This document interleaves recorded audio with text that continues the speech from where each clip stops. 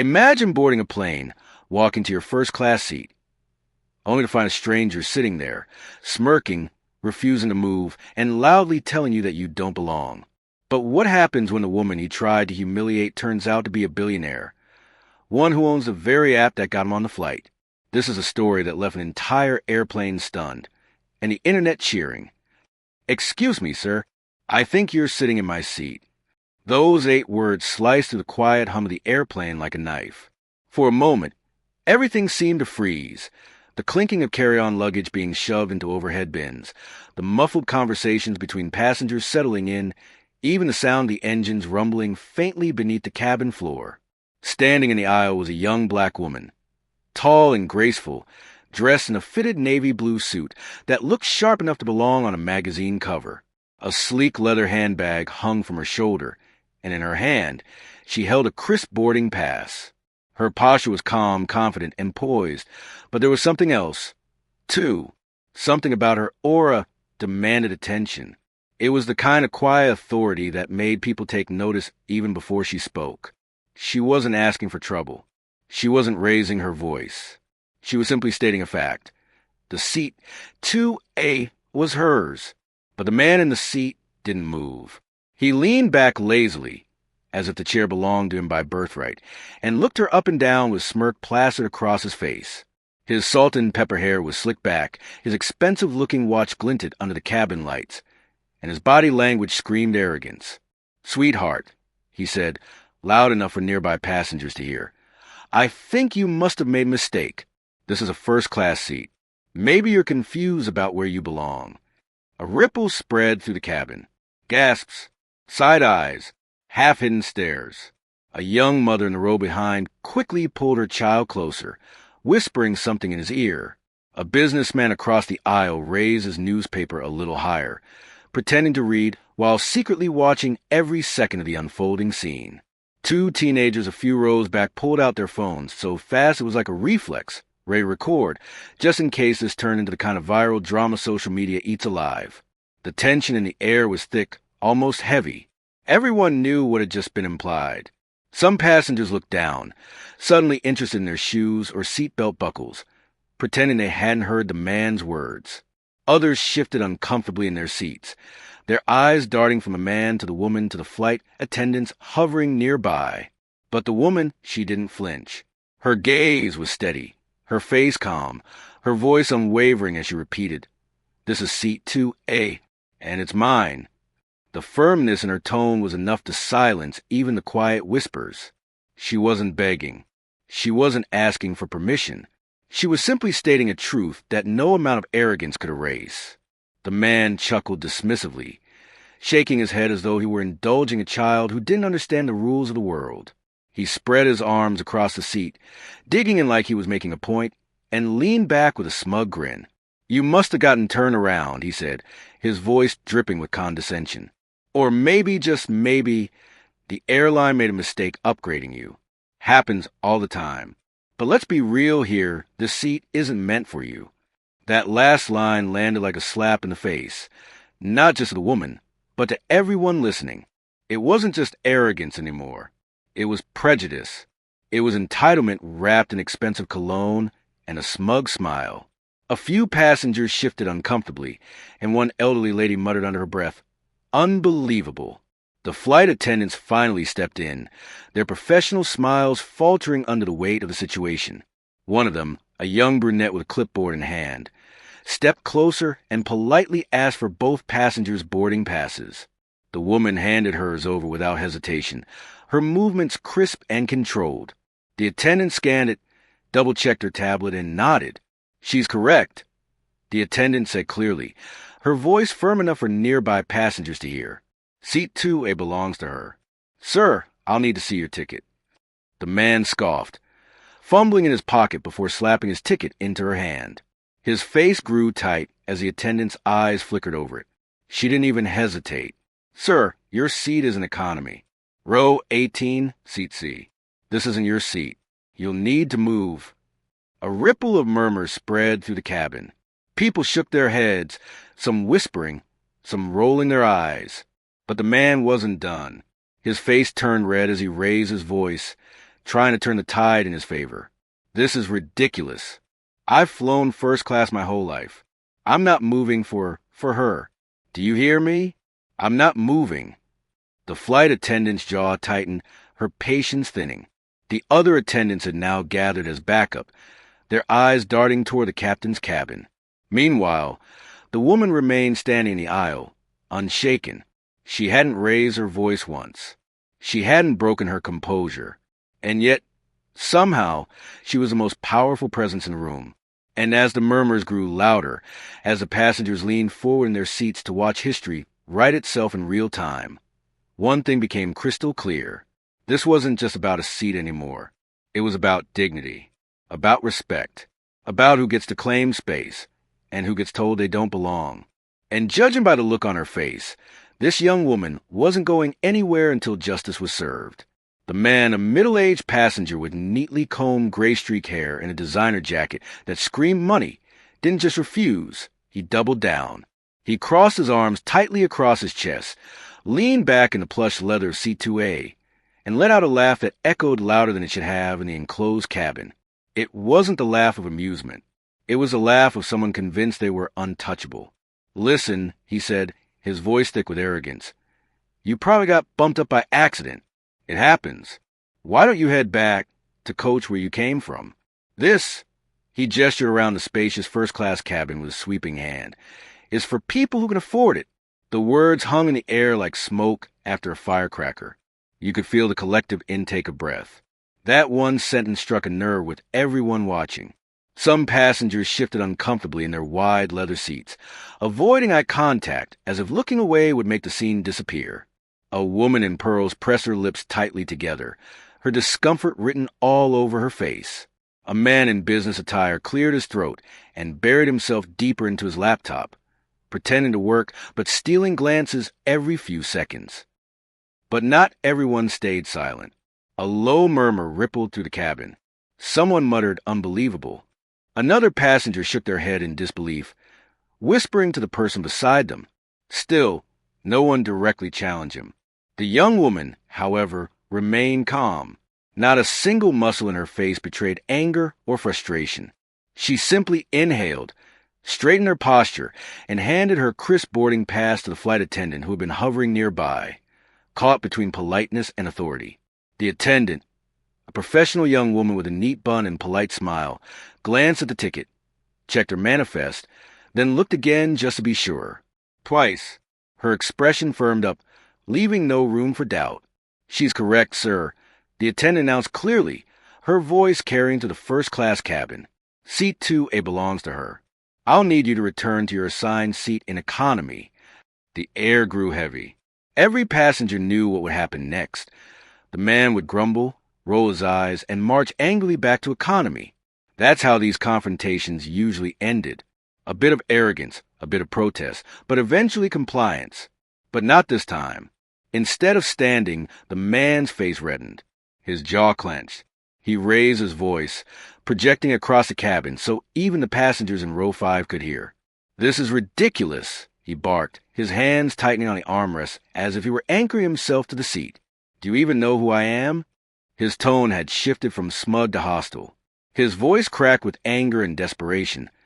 A man terrified of losing the stage he thought was his. "I'm not moving for some girl who doesn't even look like she belongs here," he shouted, pointing toward the woman still standing calmly in the aisle. Gasps erupted. This wasn't subtle anymore. This wasn't implied. He had said it outright, the kind of line that made people's stomachs turn. Several passengers exchanged horrified looks. Someone whispered, "Did he really just say that?" Another reached for their phone, recording with trembling hands. Now the atmosphere on the plane was electric, charged with disbelief, outrage, and a little fear. The young woman didn't flinch. She stood tall, her chin slightly raised, her gaze steady. Not once had she raised her voice. Not once had she lost her composure. But around her, the cabin was unraveling. Phones were coming out in every direction, the soft clicks of camera shutters, and faint red recording lights filling the space. Passengers leaned into the aisle for a better view, knowing they were witnessing a moment that would not stay confined to this airplane. The flight attendants exchanged uneasy glances. Their polite, Professional masks were slipping. This wasn't just a seating dispute anymore. This was turning into a full-blown standoff. A man 2 rows back spoke up, his voice sharp. "Sir, just move to your seat. You're holding up the entire flight." But the stubborn passenger ignored him. His face was flushed, his voice louder still. "I paid good money for this trip. I'm not moving. I won't be disrespected like this." The irony was bitter. He was the one doing the disrespecting. Yet he played the victim with every word. Meanwhile, the young woman adjusted her handbag strap, folded her hands neatly in front of her, and waited. Her silence was louder than his shouting. Her calmness was more powerful than his tantrum. The first-class cabin was no longer just a section of an airplane. It had become a stage, and the world outside, through the recording phones, was about to be the audience. And as the man dug in his heels, refusing to move, and the passengers recorded every second, one thought buzzed in everyone's mind. This wasn't going to end quietly. The woman still hadn't lost her composure. Not a flicker of anger crossed her face. Instead, she offered the faintest of smiles, the kind that carried more power than a scream. Calmly, she reached out, took back her boarding pass from the attendant, and then, with deliberate patience, looked the arrogant passenger directly in the eye. "Do you know who I am?" she asked. The question wasn't shouted. It wasn't dripping with ego. It was delivered so softly, yet so confidently, that it cut through the man's bluster like a blade through paper. The man rolled his eyes dramatically, scoffing as if he'd just been asked to care about a stranger's grocery list. His smirk returned, but it was thinner this time, weaker. He shifted in his seat as though brushing off the words, dismissing her before she could continue. But the other passengers weren't so quick to ignore her. They leaned in, their curiosity spiking. Every pair of eyes in the cabin was fixed on her. Even the ones who had pretended to stay out of it earlier, hiding behind newspapers, laptops, or headphones, were now watching with rapt attention. The young woman's voice remained calm but steady, each word carrying the weight of truth. "I'm Alana Carter. Forbes recently listed me as the youngest black billionaire in America." The reaction was immediate. Gasps rippled across the cabin. Several passengers' jaws dropped, while others exchanged wide-eyed glances, as if they had just realized they were sitting beside royalty. A teenage girl clutching her phone whispered, "No way," and immediately began frantically typing, probably lip-tweeting every word. But Alana wasn't finished. She spoke with the calm authority of someone who never needed to raise her voice to be heard. "I own a global tech company that developed the app most of you probably use to check into this flight." She paused briefly, her eyes flickering across the cabin where several passengers glanced down at their phones with dawning recognition.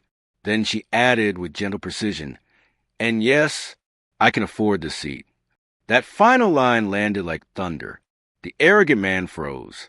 His jaw tightened so hard it looked painful. His smirk dissolved, leaving only a red-faced grimace. Suddenly, the people who had been silent, too timid or too polite to intervene earlier, began whispering loudly. "She's serious." "Oh my God, that's her? I read about her. I use her app every day." Some passengers even started clapping. The applause scattered at first, then spreading until it echoed through the cabin. It wasn't a standing ovation, but was enough to make the man shrink further into the stolen seat. The flight attendant's expression shifted too. She was still professional, still focused on her duty, but her eyes betrayed something else, admiration. For a brief second, she allowed herself the smallest of smiles before regaining her firm tone. "Sir, I need you to move immediately," she said, this time with an edge of authority that allowed no argument. But instead of conceding, the man exploded. His face turned crimson, beads of sweat appearing at his temples. He slammed his fist against the armrest, so hard the sound startled a few passengers nearby. His voice cracked with desperation, rising louder with each word. "I'm not moving," he shouted. "This is discrimination against me." He jabbed a finger toward Alana, his eyes wild. "She's just making this up. None of this is true." The audience, the passengers, were no longer neutral observers. They erupted with gasps, groans, and indignant whispers. A woman in the front row muttered, "Oh, please." Another man shook his head and said out loud, "Unbelievable. Just move already." Phones were lifted higher now. Cameras aimed directly at the confrontation. The little red lights of recording devices glowed like warning signals. Everyone knew this was going viral. Alana, however, remained still as stone. Her expression was serene, her posture regal. She didn't respond to his accusations. She didn't need to. Every passenger already knew the truth. The way she carried herself, the way she spoke, the way the world seemed to bend slightly in her presence. And with each passing second, the man shouting only made him look smaller, weaker, more ridiculous. The flight attendant took a step back, her radio already in hand. Her eyes darted toward the cockpit door. She had given him his chance to comply. Now the situation was about to escalate beyond her control. The cabin grew heavier, the air charged with tension. Passengers held their breath, waiting for what would come next. The man thought he was making a stand, but to everyone else it was painfully clear. He was digging his own grave.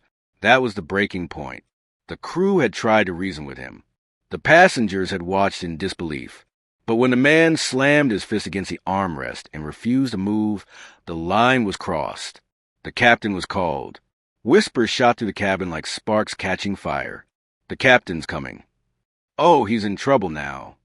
Some passengers leaned into the aisle to catch a better view. Others held their phones higher, eager to capture every second. Within minutes, the massive aircraft, which had been slowly taxiing toward a runway, shuddered to a halt. Then, with a sharp turn, it began rolling back toward the gate. Gasps filled the cabin as the announcement came over the speakers, the captain's calm, measured voice breaking the tension. Ladies and gentlemen, due to a passenger issue, we'll need to briefly delay departure. Please remain seated and follow crew instructions. The words passenger issue were all anyone needed to hear. Every set of eyes turned back to row 2A, where the arrogant man now shifted nervously in the seat he had fought so hard to claim. His confidence, once loud and smug, began to crack. He sat stiffly, his face red, his lips pressed tightly together. But even as the cabin doors opened again and the murmur of voices from the gate spilled in, he tried to keep up the act. The security officers boarded swiftly, 2 of them in uniform, their presence commanding the kind of silence that only authority can summon. Behind them came the captain himself, his hat tucked under his arm, his jaw set in stone. The cabin went dead quiet. Passengers who had been whispering moments before now held their breath, waiting. Some passengers even angled their phones toward the aisle, capturing the surreal moment when a man who thought he was untouchable was about to face the consequences.